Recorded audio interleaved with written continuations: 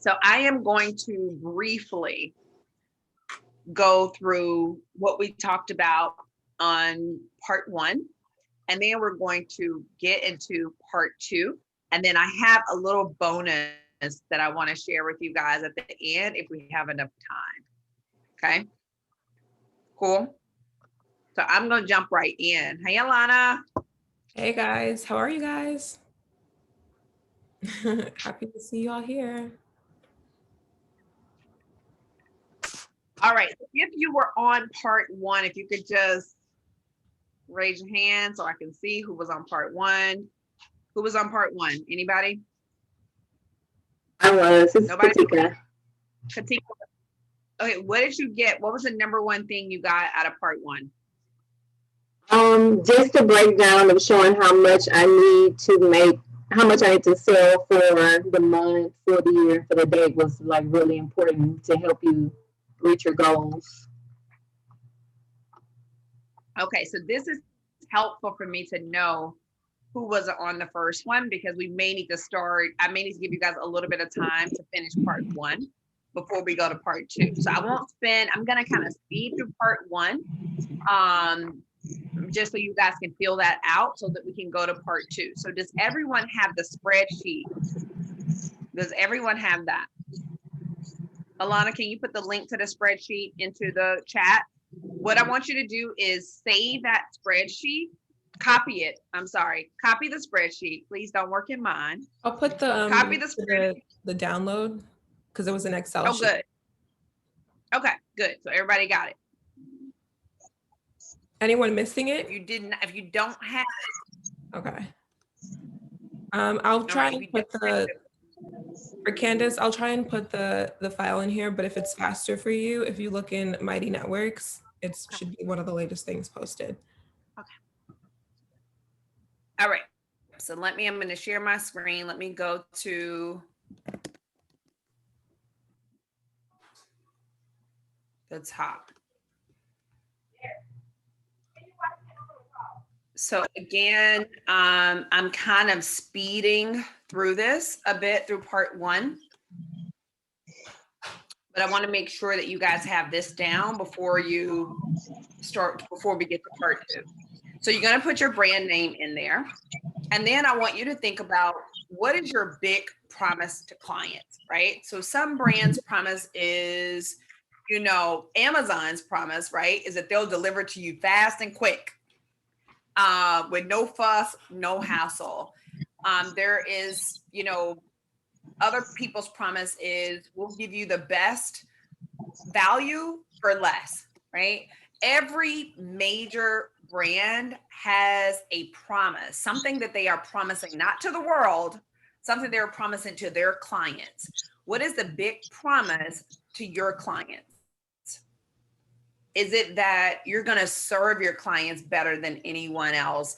Maybe you sell, I don't know, jewelry, right? Your promise to clients is that this jewelry will last for 5 years. If your jewelry breaks in 5 years, you can email me, send me the broken jewelry, and you'll get a return. So what is your big promise to clients? Maybe it's, if you think about Net-a-Porter, right? I don't know what their real promise is, but if I had to guess, it would be something around getting a luxury product, a luxury experience on a quick turnaround time, right? Because you can get great product from Net-a-Porter. It's going to come in this beautiful box. You can get it really, really fast. So to me, that would be what their big promise is. So think about what their big promise is to your clients, right? So for me, for Harlem's Fashion Row, my clients outside of designers are brands who partner with us.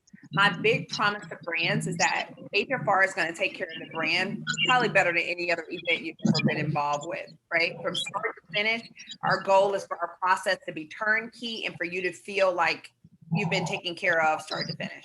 And that's like our big promise to sponsors. This will be a turnkey experience for your brand. So what's your big promise? Once you finish that, I want you to write out what your total sales were for 2020. So I'm gonna write out, these are my, say your total sales is $50,000 for 2020. I want you to break out of that, what percentage of, like, what was out of that 50,000, how much was in masks? You see 20,000 of the $50,000 was mask sales.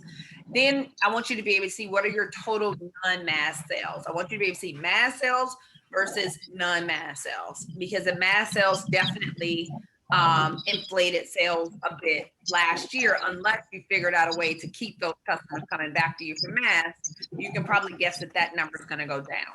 Okay. Once you finish putting in your 2020 sales, I want you to write out your sales goal for 2021. What's your revenue goal for 2021 through sales, not through any other channels? You might have other things that you're doing, but your sales goal for the product that you're creating. And you're going to put that on line B10. So in this one right here. Okay. And then once you do that, I want you to put in what is your average cost. So you may say, Brenda, the average cost of my product is $30 or $150, whatever it is, you're going to put it there. So let's say it's $150. Okay.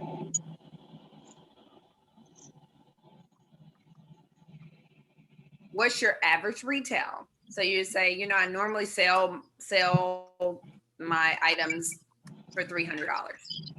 Okay. So that's going to give you your average margin dollars per item, and then your average margin per item, for the percentage. And I think your margin, try to get your margins to at least 70%.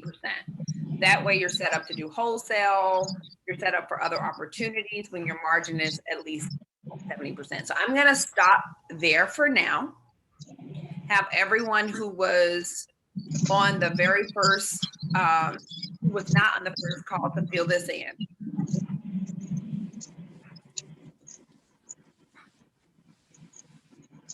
And for those of you who were on the very first call, I just want you to go back and revisit all of these numbers. So go back, look at this again.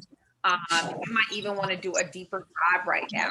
So if your sales for 2020 was $50,000, I want you to go and look, well, what was your top seller, right? What was the thing that you sold the absolute most of? So you can do a deep dive.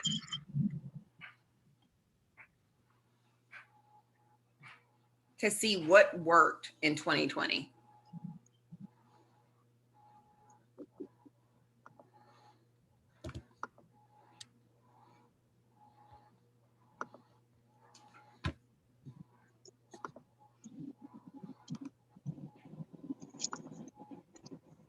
I'm gonna give you guys about 5 minutes. Again, those who were on the first time, you still have work to do. Go and do deep dives, see what really, really worked incredibly well last year. What were those, you know, that sales from last year, what was it made up of? What else did you sell?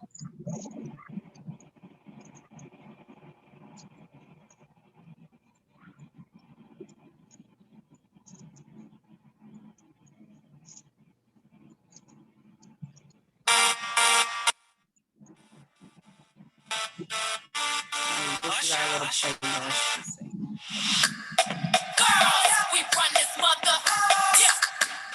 Girls, we run this mother. Yeah. Girls, hold on, we might have some guys. So I'm changing the vibe. Girls, we run this mother. All around the world. All right, there we go.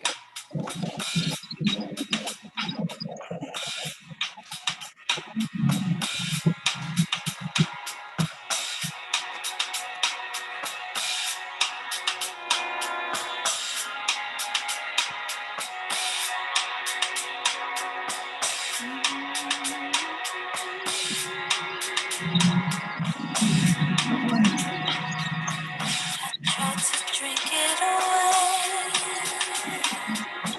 I tried to put one in the air. I tried to dance it away. I tried to change it with my hair. I ran my credit card below. Thought a new dress would make it better. I tried to work it away. just made me even sadder. I try to keep myself busy. I run around in circles, think I make myself dizzy. I slipped it away, I sexed it away, I read it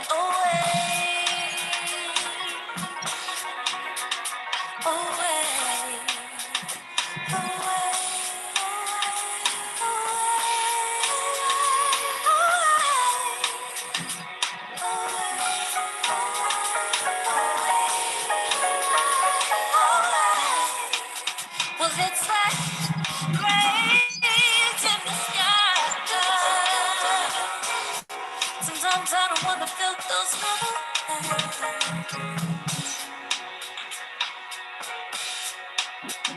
Yeah, it's like graves in the sky. Sometimes I don't wanna feel those memories. I tried to run it away. Thought in my head be feeling clearer. I traveled 70 states. Thought moving around make me feel better. I tried to let go my brother. Thought if I was alone, maybe I could recover. To write it away, I'll cry it away. Don't you cry, baby, away.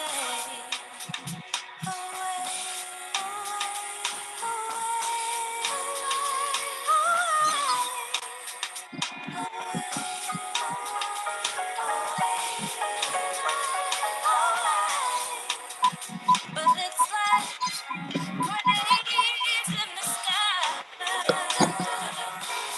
Sometimes I don't wanna feel those memories.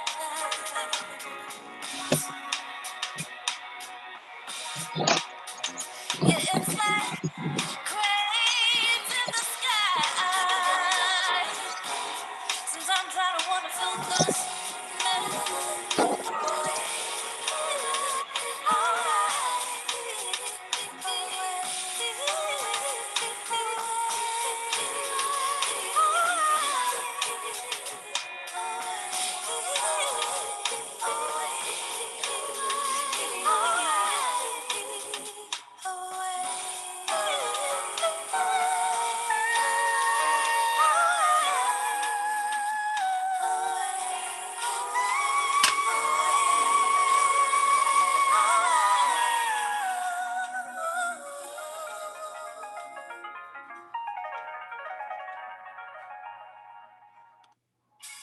All right.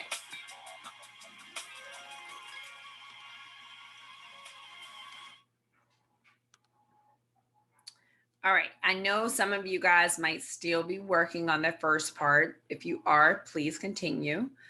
But I'm going to share the next section of this.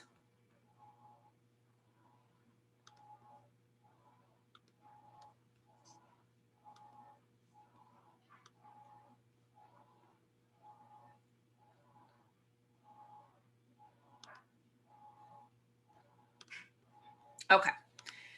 So you put in your big promise to clients. Every brand should have one. This is your secret sauce. This is what makes you different from anyone else. So hopefully you figured out like, what is your big promise, not to the world, not to some random person, to your clients. This is something that they can depend on you for. They never have to think about it. Maybe it's a sustainability premise, but whatever it is, they never have to question it. This is what you stand for, right? Then you put in your total sales for 2020. You put in your mask. What out of that?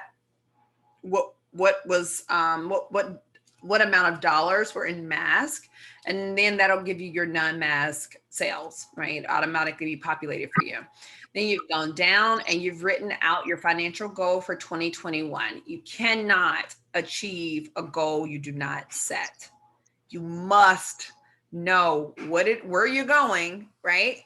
You got to know where you're going in order to be able to plan that road to get there. If you don't know where you're going and you just say, I just want a great 2021, without having a specific and measurable way to say, yes, we had a great 2021, it won't work.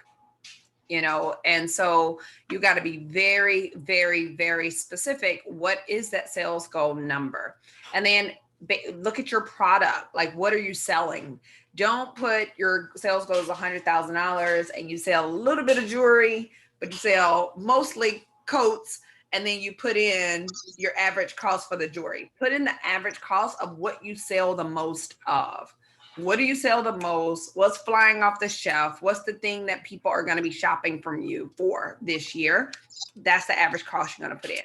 And then how much are you going to sell it for? So the cost is, this is what my cost is to make this. So that's accounting for my time. That's accounting for my production facility. That's accounting for fabric, for trim, for whatever goes into the cost. Then you've got your, how much you're going to sell it for. And that's your retail price. That's what you're going to sell it to people for.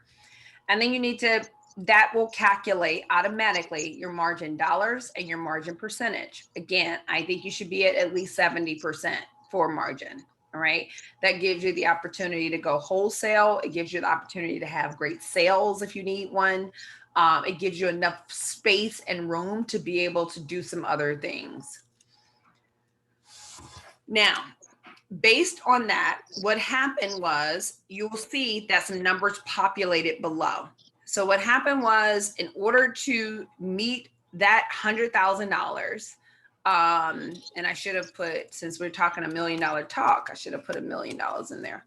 Okay, so in order to meet that $1 million, right, then that means that I need to sell 3,333 pieces in the entire year. So when I'm looking at 3,333 33 pieces, then I wanted to break that down by month, right? Because it feels like a lot when you say over 3,000 pieces, but per month, when you break that down and you go, well, that's 278 per month. And this would have been already done for you. The formula's already there. Per week, that means I need to sell 70 pieces per week, right? And then what is that per day? So per day, that means that I need to sell 2 pieces per day. All right. Is that right? 70 pieces per week. Don't feel right to me. Hold on, guys. Actually, something. Okay, this is per week. Okay, hold on.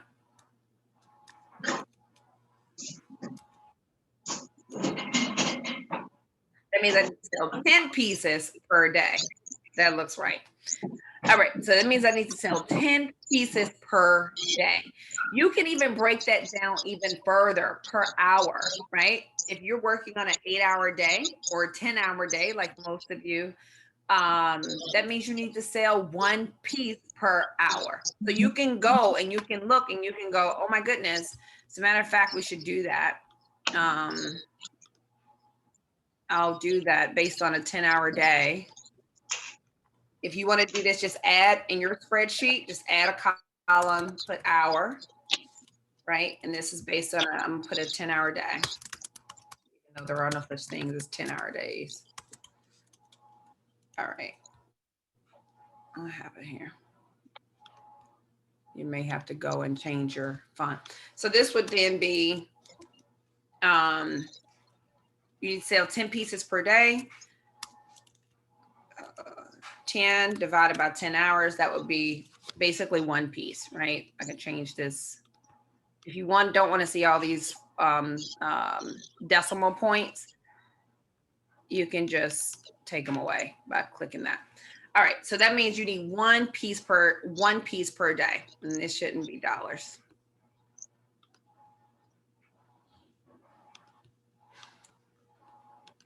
All right, sorry, y'all. This should not be dollars. This should be pieces. I don't know what's happening here. But anyway, you guys get it. So any questions there from anyone on what this is, what this should be? I'm just taking away decimal points and it's just rounding up. Any questions? All right. So this gives you that breakdown. Now I want you to think about your client breakdown because this is so important. Now in your own doc, I want you to break down, this is just, a tiny bit about your client, right? There's so much more. What I really would like all of us to do is a Pinterest board. I don't know how many of you guys use Pinterest, and put in there, let this be your client Pinterest board. This is who you know your client is because these are the people who've shopped from you before. Don't come up with a pie in the sky client that's not really your client, okay? We want to see your real clients, who's actually putting down their credit card to buy from you. Put their photos into a Pinterest board. What do they like? What do they do? Who else do they buy? What are their shopping habits? Are they people who, they're shopping every day because they're like impulse buyers? Are they shopping like once a week when they get their paychecks? Is it somebody who just goes on a binge every 3 months, right? So you want to put as much information about this person as humanly possible. Are they in a sorority? Are they in a fraternity? Are they into politics? Are they not into politics? All the information that you know about. Are they moms? Are they dads? Are they aunties? All that information you want to put here. I only put, I think, about 10 things or 9 things here, but I want you to break this down as much as you can in terms of who your client is. So I'm going to give you guys some time to get that done before we move on, so you can fill this out. I really want you, though, to go back at another time and build out a Pinterest board for this person. Like, you should know this is who my ideal client is. And sometimes it takes a while to figure that out. So, for example, with HFR, we used to pitch to everybody, to sponsor our events, to Lyft, to Uber, to, I don't know, you could be potato chips and we would have pitched to you to sponsor HFR events, right? It didn't matter. We were pitching. But something told me that our sweet spot was retailers. That is who we made the most sense for. And I kept saying this to, I worked with somebody who did sponsorship. I'm like, have you pitched this to retailers? Have you pitched this to retailers? Because my gut instinct was saying that is the perfect customer for HFR when it comes to sponsorships, right? Well, once we pivoted and stopped pitching, not that we won't work with the Bank of America, or Amex or someone, but when we stopped kind of pitching non-fashion and retail brands and really started to just focus on our sweet spot, we started to see things change drastically. So what is your sweet spot? Because you might be pitching to people that aren't your clients.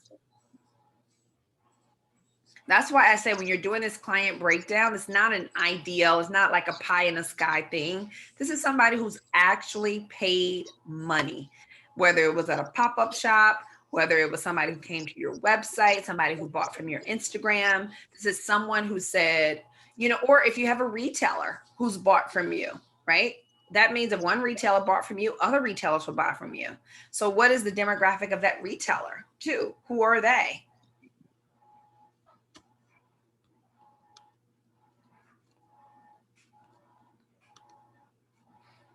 And there is nothing more important than knowing your customer. Nothing. Once you have exactly, and you know exactly who you're talking to, you can start to develop custom programs specifically for them because you know that this is what they're going to love. You can start to tailor the way that you speak, the way that you send your newsletters out specifically for them. Right? You can just start to really serve them in a way where they feel like this is for me because she's talking to me. And brands that do that for you. Brandy's. Uh-huh. Hi, this is Katika. What about if we don't have the customers yet and we're trying to target a certain customer? I know the customer I'm trying to target, so it's kind of like a pie in the sky a little bit, but still a real person too. Because the only thing I've sold is math. So the goal is, number one, you need to get customers as soon as you can. because you don't know. Right now, you can put in your ideal and start targeting that person. So put in your ideal person, but you really will not know until you start to do it. So put in here's who I think my customer will be. Here's who I think will put down money to pay for my product. Okay. And then you need to come up with something soon and start selling that one thing. It don't need to be a full collection. One thing, so that you can just really, it's for research. Okay. All righty. Thank you. So that you can know, like, who's my customer. Yeah. Well, I have some things coming finally. Good. I'm happy to hear that, Katika. And you don't need a whole thing. You know, you can literally sell one thing, one product, one thing, and make all the money you want to make off of that one thing. Yeah.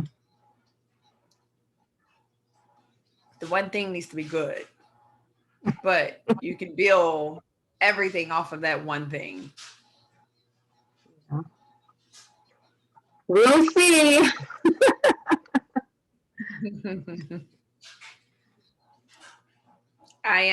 Hopefully I get to my little bonus exercise that I want to do with you guys, because I think you'll find it interesting.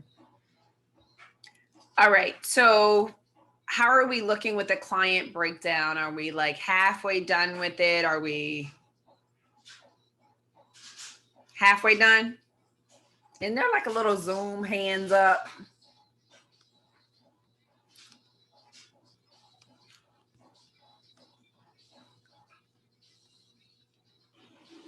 Once you're done with take your time. I'll put a little bit of music on. Once you're done with the client breakdown, just put a note in the chat just to say that you're done. Okay, I'm gonna put some music on.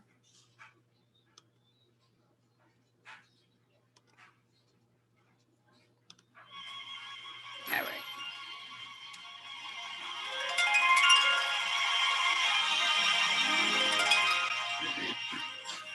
I wanna dance tonight. I wanna toast tonight. I'll spend my money tonight. I'll spend my money tonight.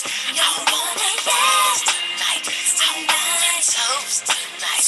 I'll spend my money tonight.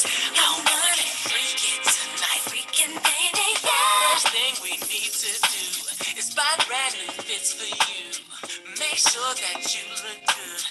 Make sure that I smell good. Let's purchase 2 new Bentleys.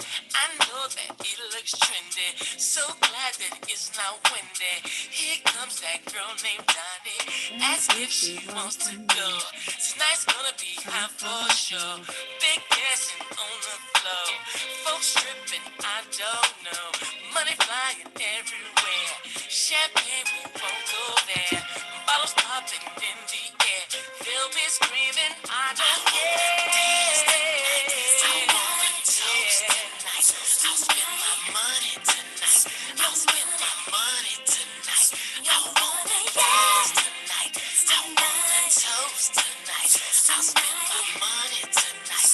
I wanna freak it tonight. Freaking baby, yeah.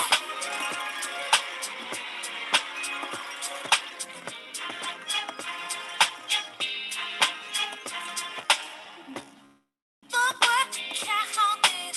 Me and a couple friends don't need to settle down. My body don't know how. Right there, I see you looking. Sure hope that you're not looking. Don't get lost in the crowd. This place is so damn wild. Go ahead and close your eyes. Go ahead, do what you like. I'm feeling just as fine. Do your thing, it's all too fine.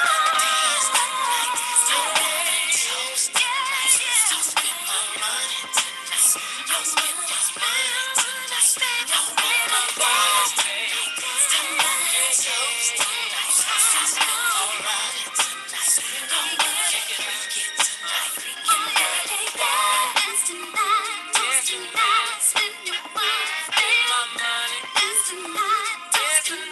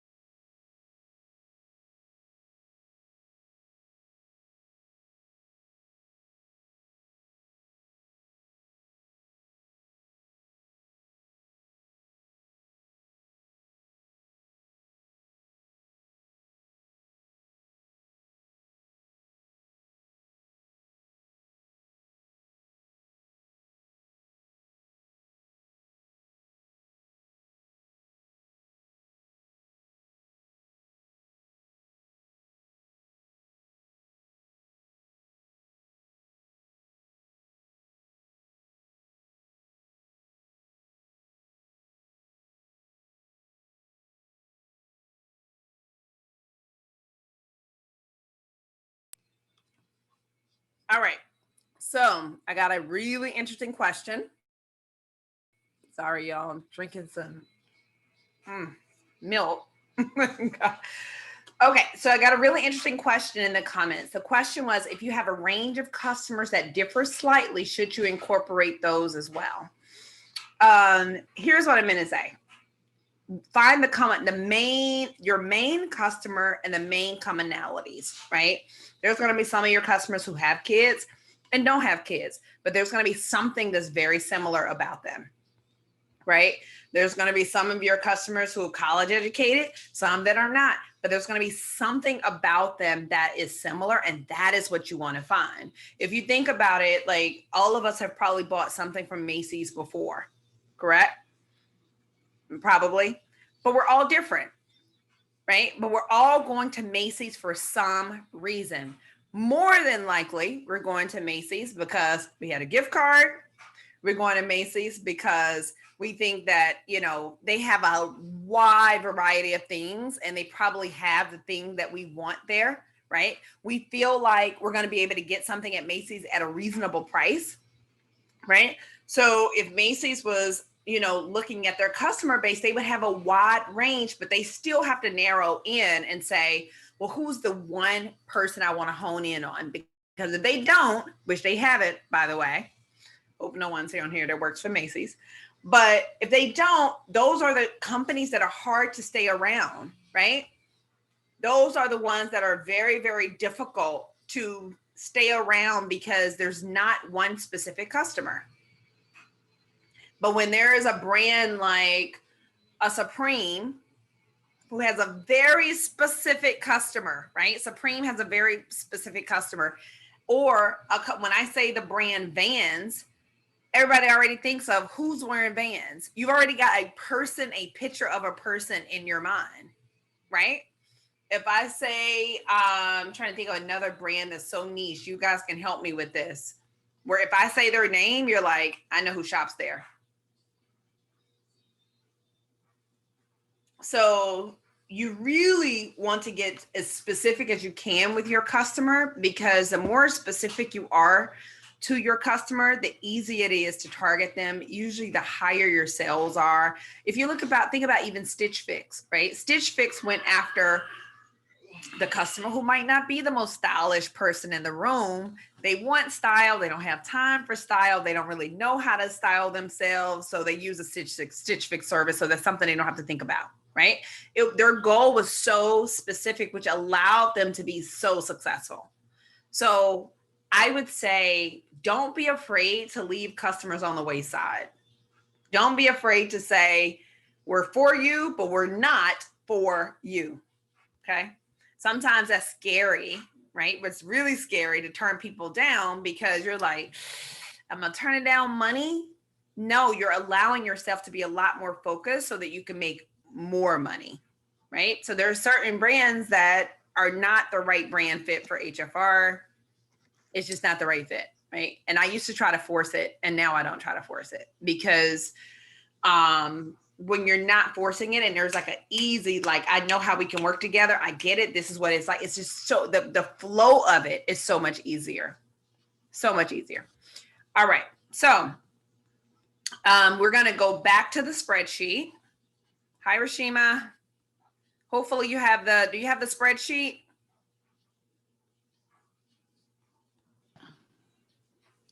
It's in the chat. If you go up on the chat, it's up there. Okay. Make sure you click on that. That's what we're working on.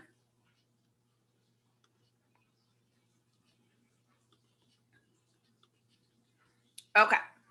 So now we've gone through your big promise to your clients, right? What that is, what are you promising? There's not a brand alive that's successful right now that haven't made a big promise to their clients, right? So you want to make sure that you know what your big promise is to your clients. There is no business without clients, right? So they have to be the center of everything that we do. They are the most important piece to our business. Then you wrote down your total sales. You pulled out your mass sales from that. So that gave you your non-mass sales for 2020. Then we wrote down, what is your financial goal for 2021, right? We put down what's your average cost. And this is the cost of the product that you plan on selling the most in 2021, the product that you're focusing on, the product that people are buying.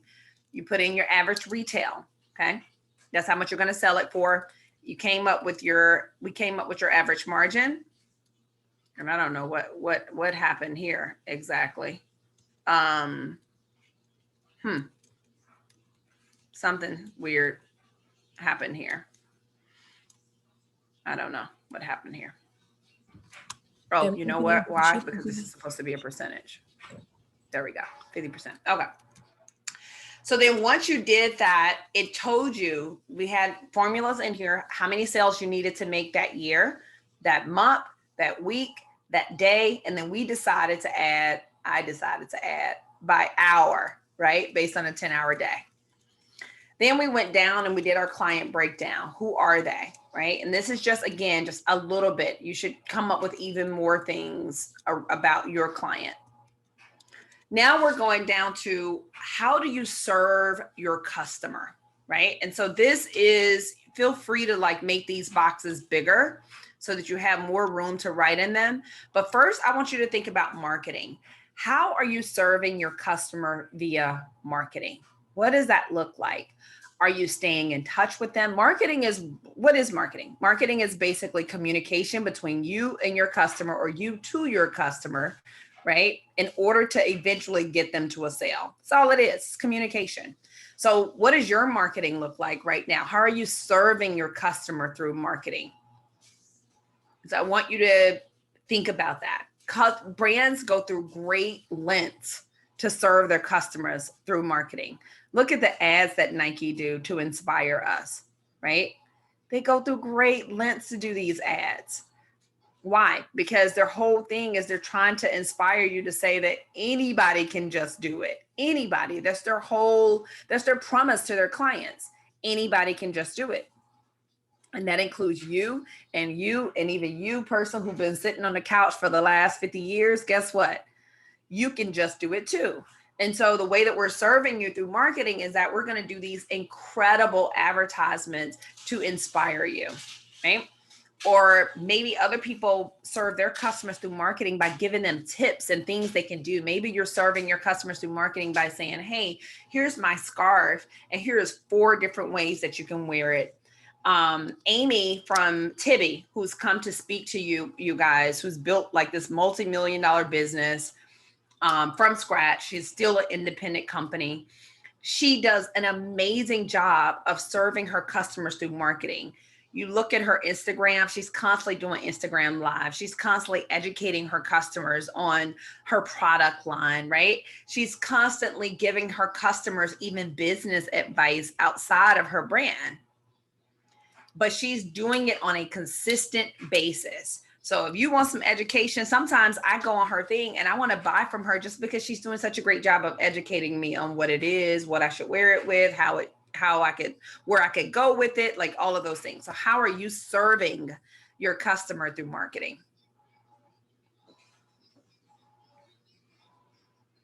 Is it a podcast that you do for your brand where you invite on customers? Is it I don't know what your brand is all about, right? But is it a constant Instagram something? Is it something on Pinterest that you're doing? Are you sending weekly newsletters or, newsletters twice a week to your customers? Not just asking them to buy, not just saying, I got a sale, buy this for me, buy that for me, but how are you serving them?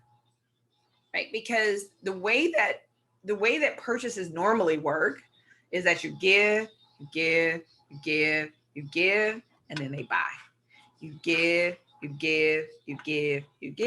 then they buy, right? So you want to keep giving until people are like, now let me buy something from her. She's giving me so much value.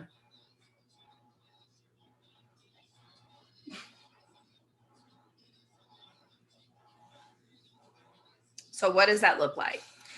And then once you finish that, I want you to think about returns, because that's something we don't like to talk about. We love to talk about selling, but I will tell you, you can gain a customer for life on how you handle returns. I bought something from a designer, which I won't mention, and I had to pay $35 to return that item to her out of my pocket, an extra $35 to return it. Okay. It's a Black designer. And I'll like never forget that. I'll never shop from this person again in life. And as a matter of fact, somebody else told me they were thinking about it. I said, be prepared to pay $35 for a return. Why? Because I was like, what kind of service is that? Just because you're a small business, people don't care. I can go, the amount of money I spent, I could have went to Bloomingdale's and got a dress from another designer, and I could have returned it with no problems. I wasn't even returning it. I was exchanging it for another size. So you want to make sure that you in here, how do you handle return? How are you serving? That's why I put serving. How are you serving your customers even through returns? Because word of mouth, which we don't talk about much anymore, but word of mouth is still the most powerful form of marketing. And how you handle a customer when they return something or when they need to exchange something is going to be talked about.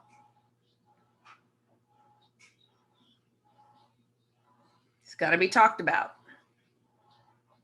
Me, I'm telling my friends all the time to buy Black designers. All the time. They've been hearing this message from me for 13 years, right? However, if a Black designer, as much as I love them, don't offer good service, I don't care who they are. I'm spending my hard-earned money.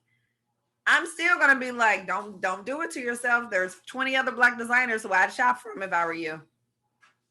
So we can't expect for people to lower their expectations and to lower their expectations from a brand because you are a small company. It doesn't work that way. There are times when I've committed to things, to brands, to HFR. We're in the middle of pandemic. I pivoted. I gave brands discounts and all types of things, right? Well, I came out in the black, but by a smidget, because I had so many expenses I hadn't accounted for in the digital world. I can't go back to a brand and say, I'm sorry, I know I said I'd offer this, but I can't do it because, I have to honor my word. I got to honor my word. Or I can go back to a brand, which I did, which I had given so much. At this point, I was so in the red with this brand. I had given them so many things beyond what they had paid for that I did have to say, hey, look, I just want to have a transparent conversation with you. I'm willing to still do this, even if it's going to be at a loss at me, because I want to honor my word. But I wanted to let you know because I felt like you would want to know as a partner, right? So you can still do that, but you want to be sure that I can't even name, I maybe have only done that twice in 13 years, right? So you just want to be sure that what people have paid for, they're getting. And they're assuming that they're not just paying for a product, but they're also paying for a service. And the way that you treat them and the way that you serve them, you don't want to have to keep going to get new customers. You want to be able to be like, okay, I got 10 solid customers, right? I got 10 solid customers. They're shopping for me at least once a quarter. I know that I can bank on that. That's, let's say $2,000. I know I can bank on a quarter. All right. Now let me add 10 more designers to that. Perfect. Boom. That's $4,000 I can count on every quarter. Now, let me treat those 20 right. Now, let me add on 10 more. Now that's, $6,000 I can count on every quarter. Boom. You don't want to have to keep going to get new customers. That's not the way you want to operate. You want to build on. You want to be like, I got these core group of customers. I treat them so well, they're not going anywhere. I've given them golden handcuffs because they can't find this service anywhere around town, right? And now I'm going to build on that and bring in some more. Your customer, you got to be customer focused. Your customer has to be at the center of every single thing that you're doing.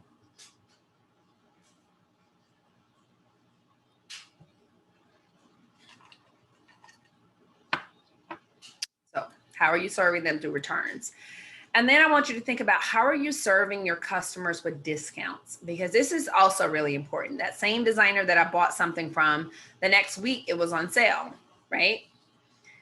Because I had just paid $30 for a return, I didn't even bother asking for an adjustment because I just felt like just eat that $75, right? But you want to think about how are you serving your customers how are you serving them via discounts, right? What does that look like? How does that feel to them? How does it feel when I go onto a website that I shop all the time and I see new customers get a 10% discount? Hello, I just shopped you 4 times in the last month. What do I get? Right? So, think about that. What does that look like? Instead of, maybe it's, and that's why I said that margin has to be right. So you can build in discount programs for repeat customers. There's a reason why people do those loyalty programs. Maybe after you've spent this amount of money, you get this for free. Maybe it's a mask for free. I don't know. But whatever it is, serve your customers. You can serve them through discounts. I bet if I looked in all of your wallets right now, you've got some loyalty card from somebody.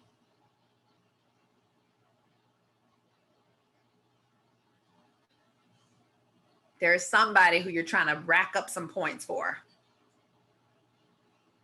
Whether it's an airline, be a credit card, something. Everybody on here probably racking up points for something, right? So for me, my sister just put me onto Target. I didn't realize that when you shopped at Target, if you've got the app, you can scan all your receipts and then they give you 10% back in cash that you can use towards anything at Target. So now I'm like on my Target kick with my app because I'm like, Amazon not giving me that. They're not giving me 10% back, right? So now I'm like, it only makes sense for me to shop Target because they're giving me something back from being a loyal customer. Or I don't know if you guys have ever shot from someone, and because you shop from them all the time, you get the exclusive color. Like, I think about Telfar. I don't think he has this program, because if he did, Alana would be in it because she buys so many Telfar bags. But if he had the type of program where if you bought this many bags a year, there's an exclusive color I'm coming out with. The only people who get that exclusive color are the people who have spent this amount of money with me. She would buy the exclusive color every time. Am I wrong, Alana? He would make an extra sale. Not at all. She knows. I'm right. So think about things like that to get, how do you take care of the customers who are with you when you're thinking about discounts and special programs? I should have put discounts and special programs. How do you serve your customers through discounts and special programs? Because sometimes there are customers who every time we come out with something new, they buy it from us. I got people like that. I come out with something new, they buy it. I do this, they buy it. So how are you serving them? How are you letting them know that they are special to you?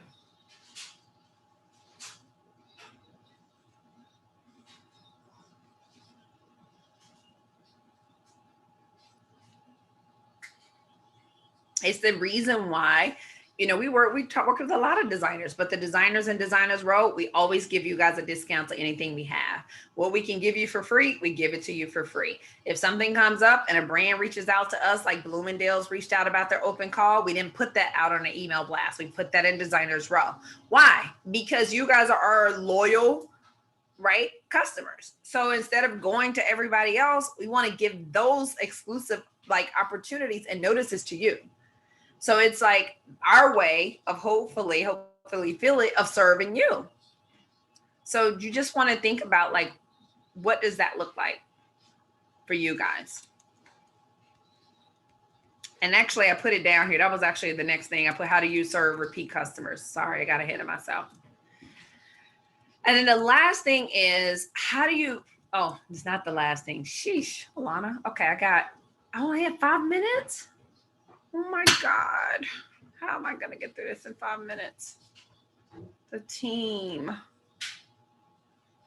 Alana, you didn't give me any notice. I'm just going on and on. Maybe we do a separate talk about the team. What do you say? I said maybe. I know team is a big one for you, so maybe we do a separate moment for that. Yeah, we can, because team is huge. Team is everything, and there is strategy to that I wanted to share with you guys.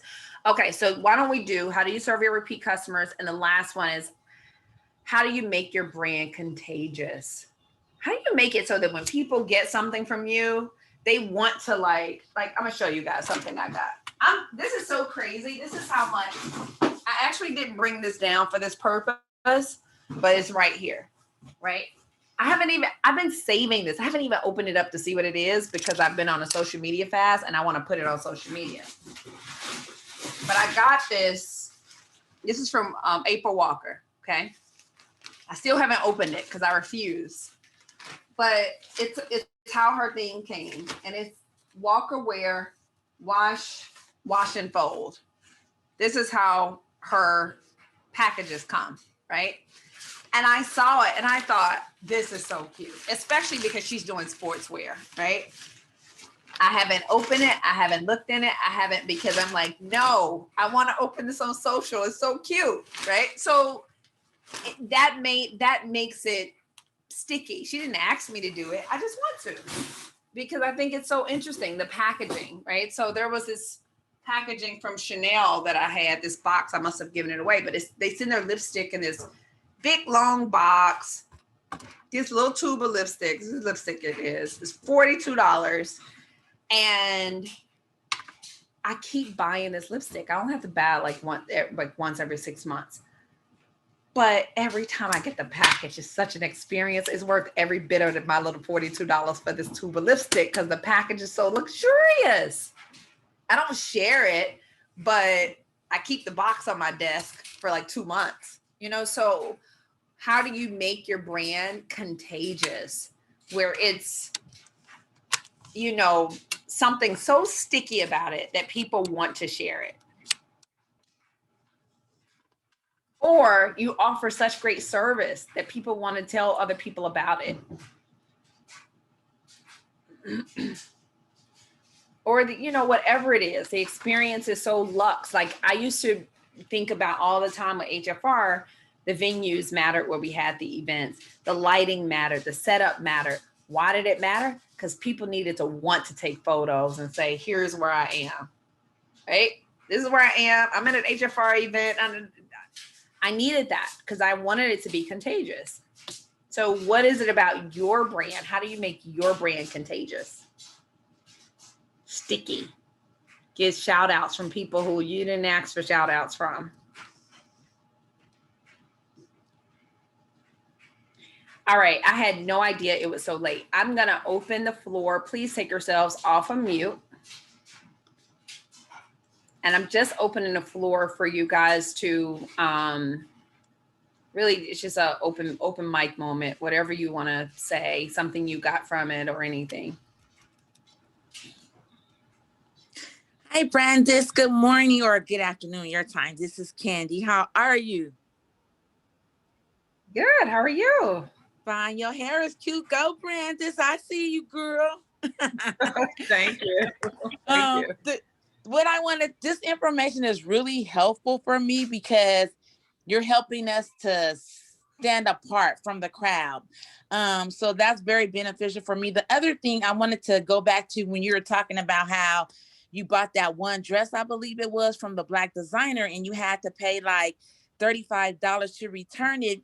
I'm thinking like some of the Black designers out there, even though perhaps they've been in the game a little longer than most of us maybe on here, that they don't know, right? That they don't have the concept, like the things that we're learning from you, no one ever taught them. So I was kind of thinking if like maybe I experienced this situation or someone else, like, do you think it would be okay to kind of pull them aside and say, hey, just using the sandwich approach so maybe they can gain that knowledge and know how to move going forward, know what not to do or what to do?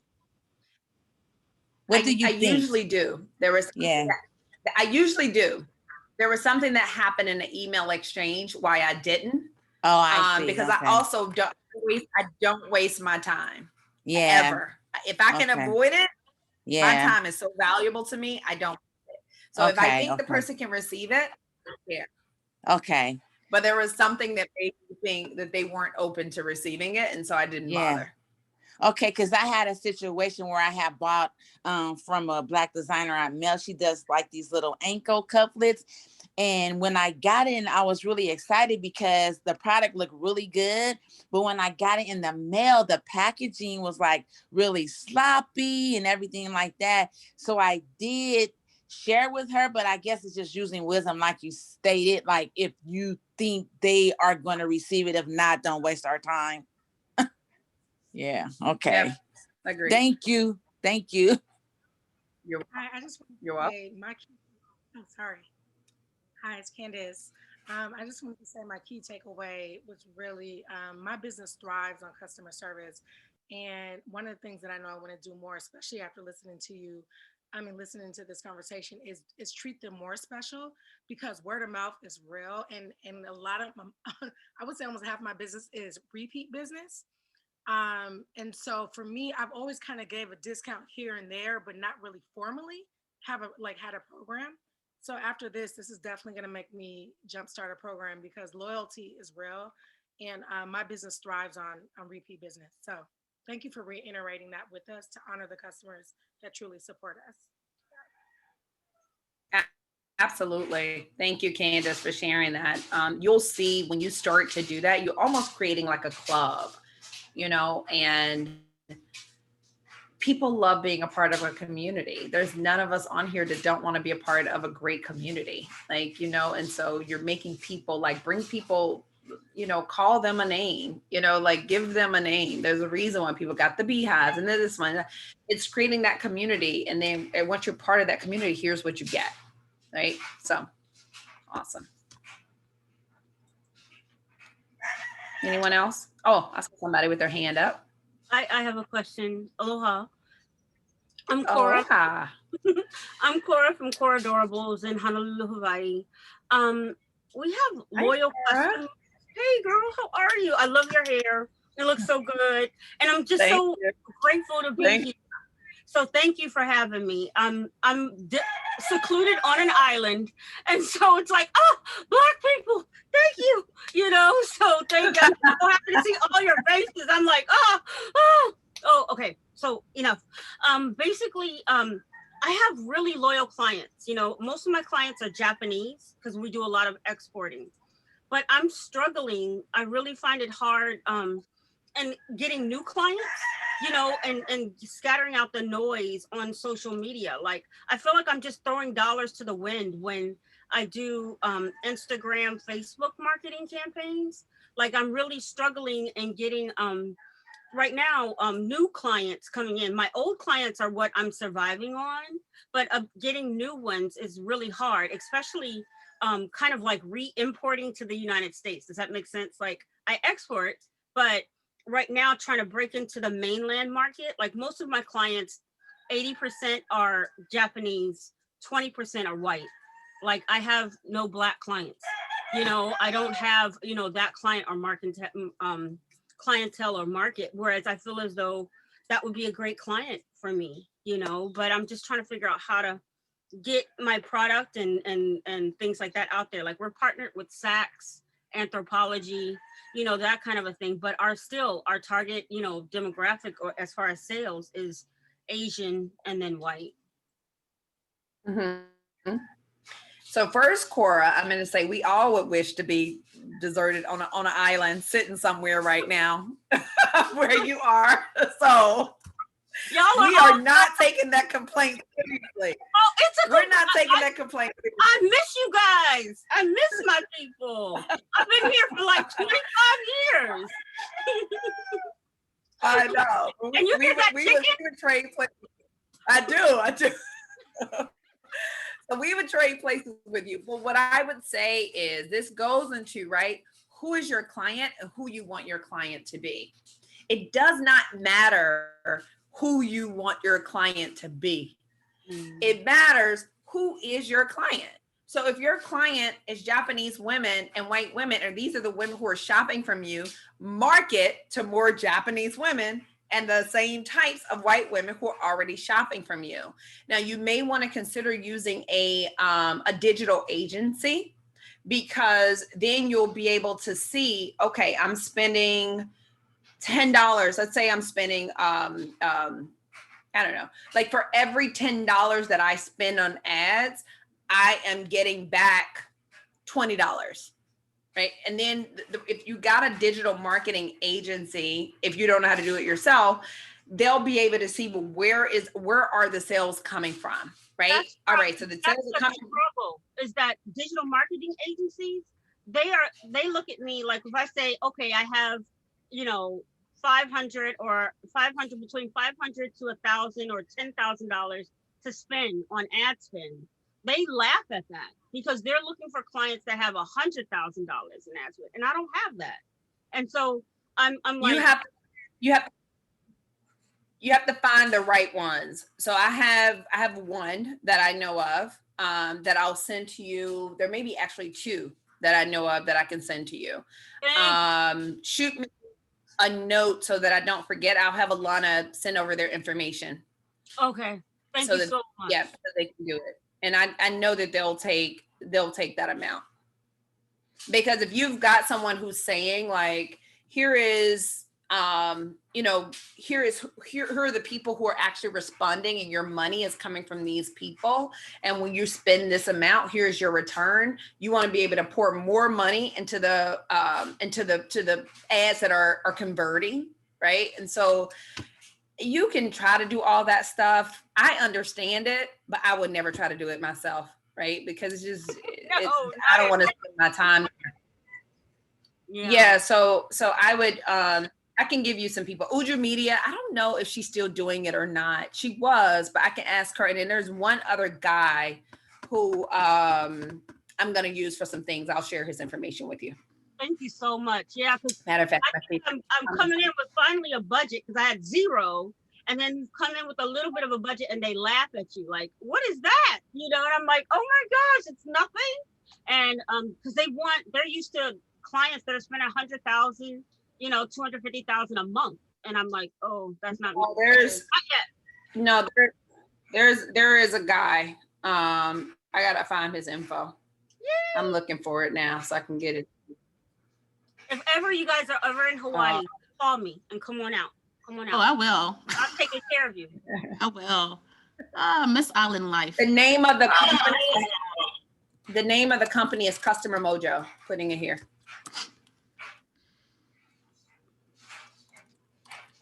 Customer Mojo. That's it. Okay. Anyone else? The floor is open. Hi, good morning, everyone, or good afternoon. This is Rashima.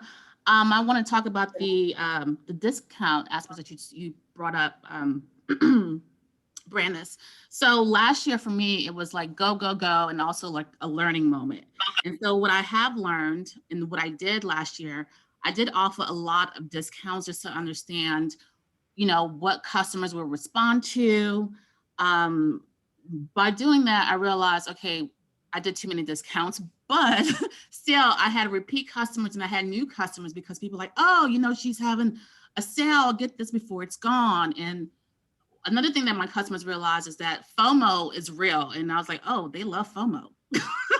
So that has helped. But going back to like the discounts, so what I learned is that I need to plan it out a little bit better, like be more strategic throughout the year of when I'm going to offer these discounts so I can plan my business accordingly. The other thing, I worked on improving the sales funnel because that can get really tricky. And what I did was I used automation through my email marketing service, which is OmniSend. So if someone went on my site or if they went via social media to look at something and they didn't buy it, I created like different types of incentives. Like if they received the email once, say, hey, you left this, here's this coupon. And if they didn't do that, then I may offer like, oh, if you get this, then you get a percentage off of this particular item. So I found that has worked, but it's still like a work in progress on like upselling and providing customers incentives. So it's definitely an art, but I'm learning and improving every day. I think thank you for that. I'm reading Ray Dalio's book, Principles now. It's very, it's one of those like books that every business school probably has their people reading. And one of the things that I'm getting from it, and that I have a business coach that I work with, and one thing he told me is, Brandis, write down all your processes. If you can write down everything you do it, how you do it, and why you do it, right? He was like, then you'll have a process in place that you can continually analyze and get better at, right? So if you're like, okay, when I did this worked, because sometimes what we'll do is we'll do something and it'll work. We don't know what we did. And we don't track, right? Right? We're like, that worked well. And then we remember it in that moment, but we don't write it down. And because we didn't write it down, we're constantly starting from scratch again, instead of starting from the place that, okay, here's what worked the last time and here's how well it worked. Okay. I sent out 150 emails about sponsorship. I got a 10%, confirmation rate. A response rate. And from that 10% response rate, 2% of those people actually confirmed. And here is our process to get there. Right. So that on the next thing that comes out, I'm like, let me see what happens if we send out 300. Right. So if we track, and I'm bad at this too, I'm getting better.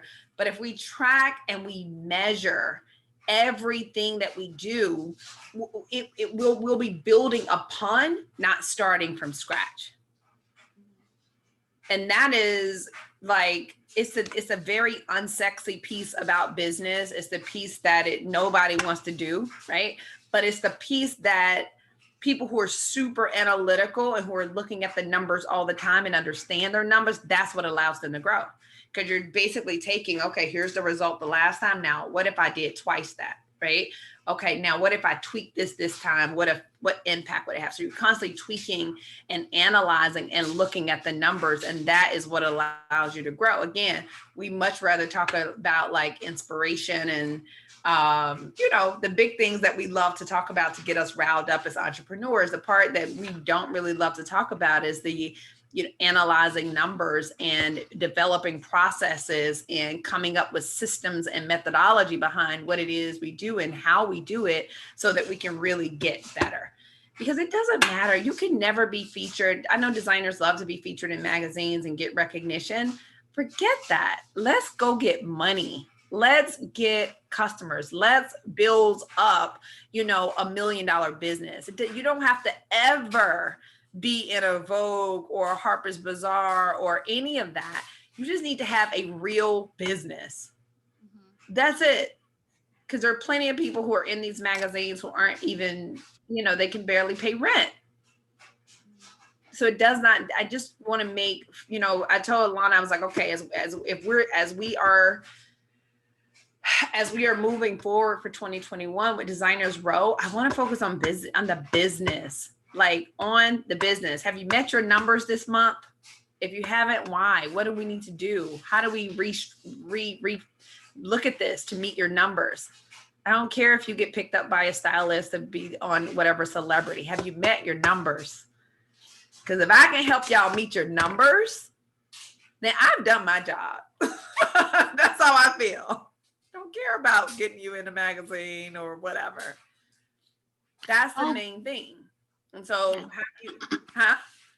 No, I was going to say one other thing that A/B testing has been a huge help for me. So I don't know if anyone else has done A/B testing, but you should definitely try. It will definitely help your business. I love that. And if you don't know what A/B testing it is, doing, say you have 2 marketing campaigns and you do one marketing campaign, which you're calling A, another marketing campaign you're calling B, but you're marketing the exact same item in 2 different ways, right? And so what you're doing is seeing which way what do your customer respond? Do you respond to A more or B more? That's all it is. And you can do that with anything. All right. We have gone over our time. We're gonna do one more of these because team is so important. And I know so many people are trying to build a full-on business by themselves. It doesn't work. It does not work. So I am going to help you guys learn, how do you bring on interns? What does that look like? If you're not, can you get great people? Alana started as an intern. I couldn't pay her. So she worked for me for free for over a year, right? So what does it, but there were other things that I could offer her, right? And so you may not realize that there's other places where you can add value. So how do you create a value exchange even when you don't have the money to pay people? And then who are the people you put in place? And guess what? Just because you can't pay people what you want to pay them right now doesn't mean you should accept anybody. You still have to have a very high standard.